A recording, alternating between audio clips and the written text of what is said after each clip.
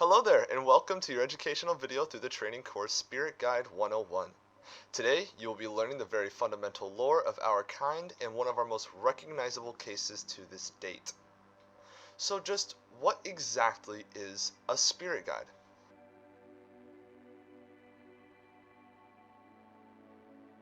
Well, that's a good question. You see, years ago, before humans roamed the world, there was a race of beings called the Ascended. The Ascended weren't exactly born, we were manifested from somewhere we're not entirely sure of to this day. As time progressed, however, we began to start developing a foundation of what we are now. We discovered that our powers were untouched, and we traveled the cosmos and unfortunately found nothing. We grew irritable, and after years and years of traveling, finding no sentient life, we decided to go and swap realities. Something we have never done before, and weren't entirely sure what the consequences would be if to follow. But, through optimism and dedication, a good chunk of us made the swap. This reality was far more interesting. We came across a place in space where it was flourishing with life.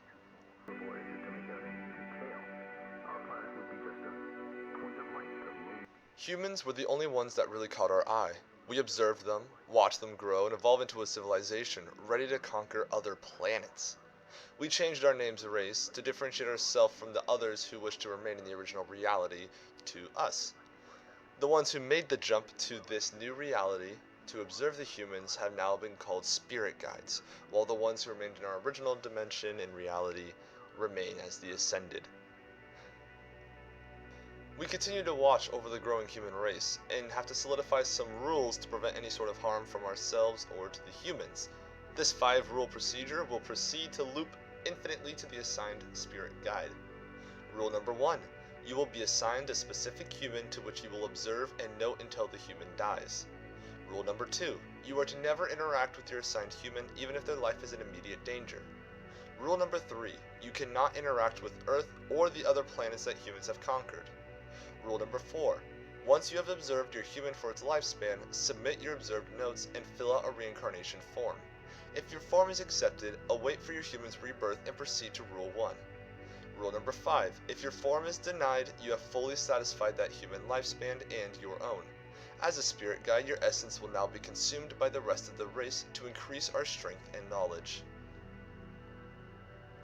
The reason we have continued with these steps is that there are rumors and data hinting at a higher form of the spirit guides that require lots and lots of sentient memories, information, emotions, and souls. If a spirit guide were to not comply with these rules, we will have them erased permanently and then consumed by the greater spirit guide. Despite our rules, and very clear rules may we add, there have been some quote-unquote rogue spirit guides. Ones that have violated the following rules and are now being hunted, observed, and eventually contained for absorption.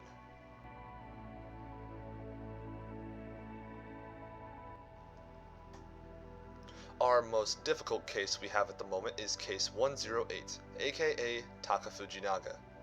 Taka Fujinaga is a human that was assigned to be observed by the spirit guide named Kokoro. Kokoro observed Taka for millions of years, watching him after many reincarnations. For some unexplained reason, Kokoro visited Earth and decided to interact with Taka Fujinaga directly. Upon interaction, the fusion of both Taka and Kokoro's souls began. Although the pain was indescribable and death was sure to follow, they somehow finished the fusion. Kokoro was now stuck within Taka's body. The both of them now roam the galaxies, trying to help others. Despite their good intentions, they still need to be contained and absorbed. Unfortunately, no matter how many of our units we send to Taka, his resistance is something we cannot counter, so we must simply wait for him to die on his own terms.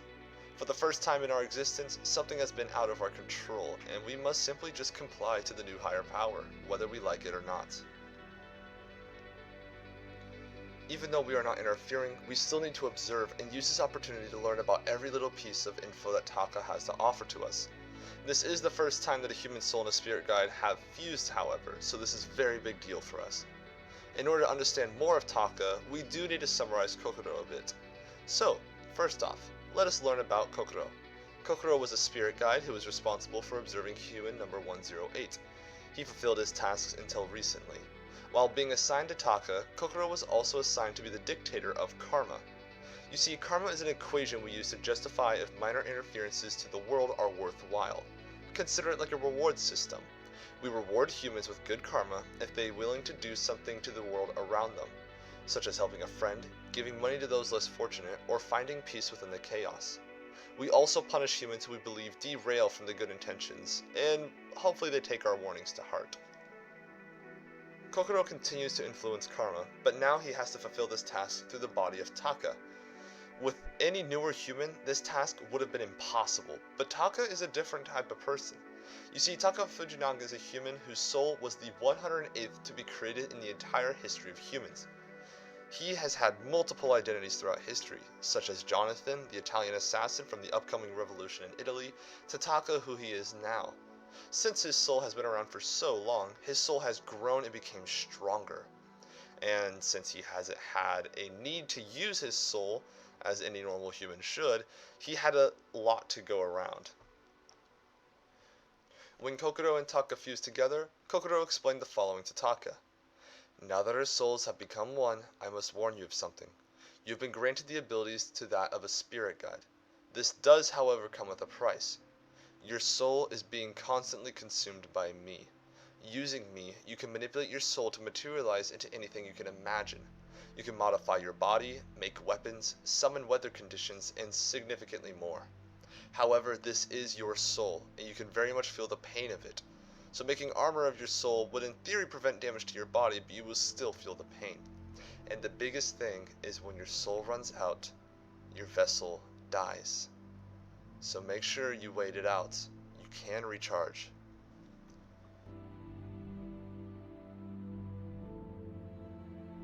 While this is all true, and we are all extremely curious to how Taka would react to such an instance, we continued observing, and here are all the different forms Taka has commonly shown to the world.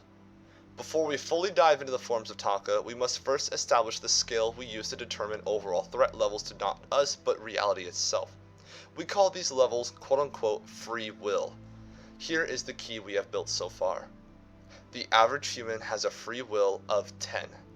The average planet can be blown up from a free will of 5,000 and higher.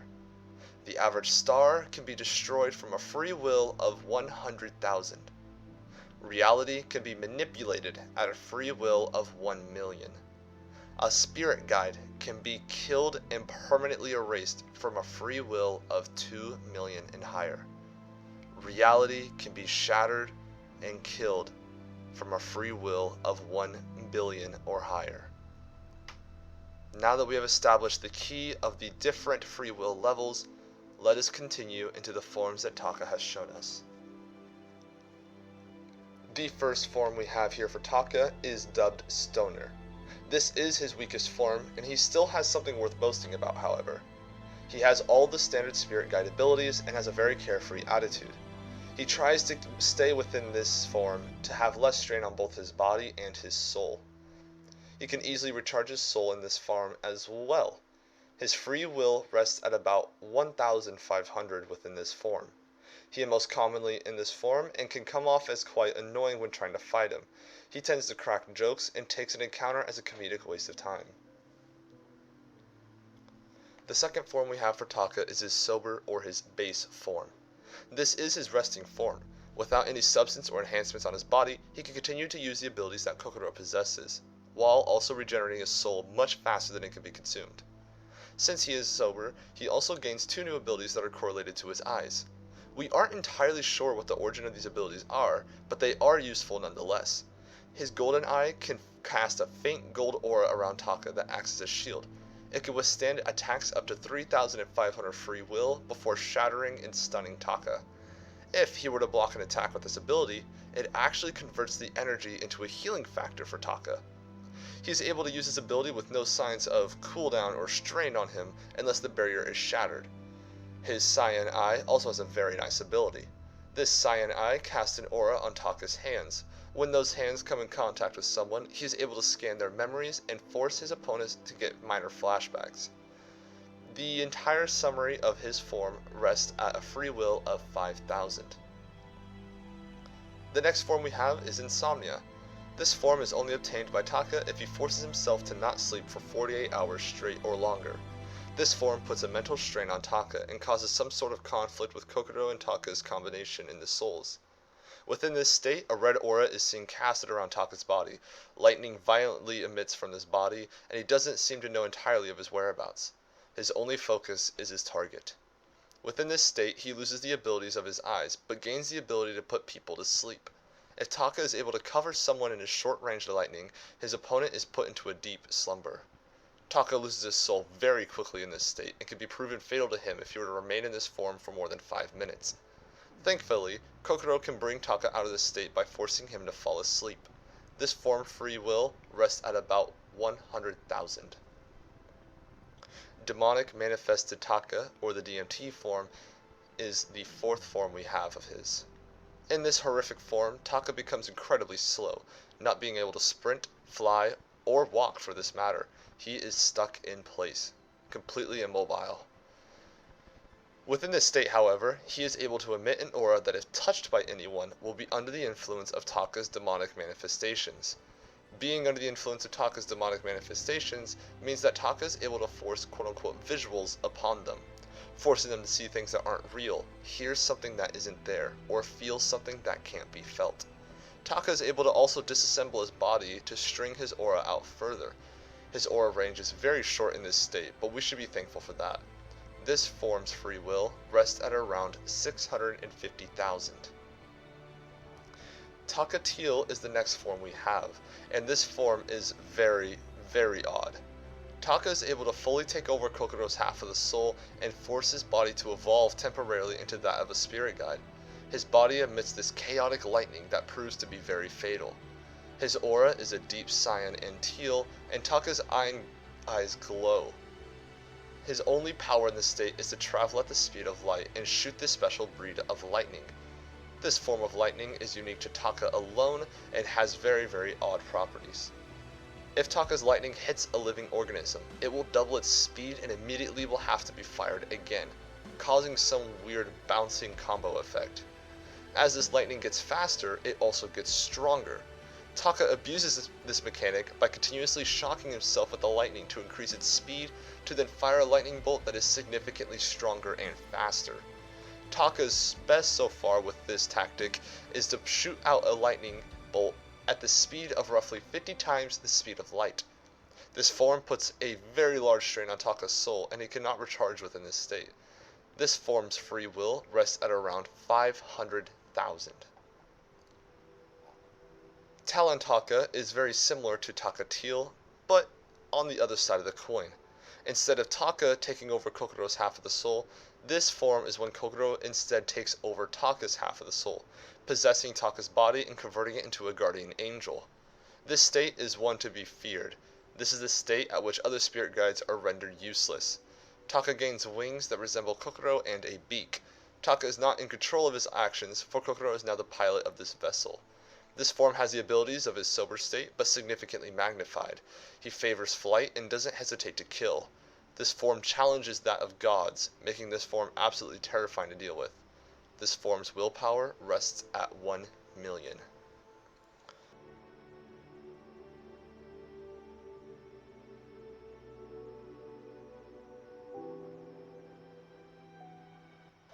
One thing we must address about Taka before diving into his 2 final forms is how he actually stores his power and manipulates it. Taka, being human, still holds a lot of emotions and makes rather confusing choices in comparison to those of the spirit guides. Taka represents his human side with his memories he has made along his journey. Due to him not dying of natural causes, thanks to Kokoro, he has lived for thousands of years. Taka tries his best to remember the most important stuff to him, but with time his memory becomes clouded. He prevents this, however, by storing away large amounts of his soul into his bracelets. Taka wears a set of bracelets on one arm to act as some sort of storage. This requires a lot of soul usage constantly, but it guarantees that he can remember specific memories. Each bracelet holds a single memory. Despite usually 3 bracelets being visible, he actually wears at most 5.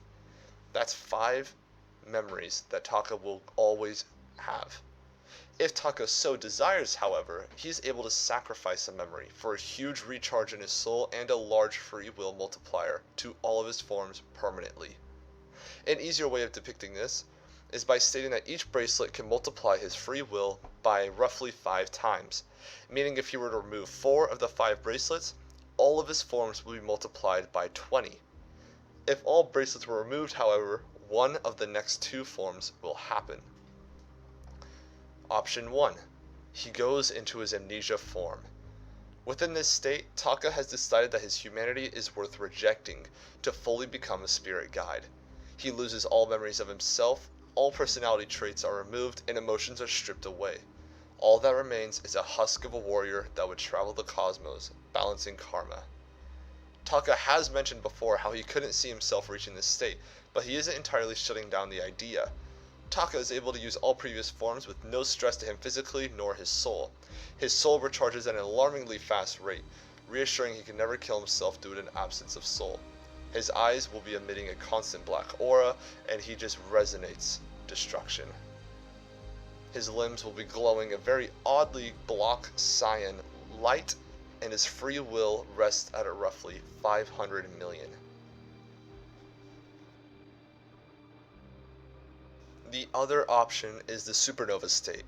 Within this state, Taka has favored the humanity side of his soul and wants to go out with a bang. Taka is able to shatter his bracelets and use that sudden burst of energy to channel it into one final attack. Taka will be killed in this attack, but so will anything within his region of the universe. At the very center of the explosion, a free will of 1 billion will happen, exponentially getting weaker as it spreads. Anything within Taka's grasp would instantly be erased and immediately forgotten by all living things. This explosion is a similar process to what us spirit guides use to absorb one another, where once absorbed, or caught in the explosion in this case, everything related to you, including others' memories of you, will be erased entirely. Only the person absorbing the victim will remember who you are and all knowledge you possessed. Since Taka, however, will be perished in this explosion, memories of Taka and his victim will be forgotten permanently by everybody and everything, making this a sacrifice so big that, ironically, no one will be able to recall or thank him for it. When Taka's explosion happens, a tear in reality will rest, slowly healing. Those were all the forms that Taka has either shown or we expect to see in the near future. Taka has gone on many adventures and has gained a lot of friends. Some spirit guides root for him, while others nervously await what will be his demise. Despite all of our thoughts, this concludes a brief history of Spirit Guide 101 and Case 108. We hope you learned something new today, and we wish to send you off on your merry way. Thank you for your time, and we hope you consider joining the Spirit Guides.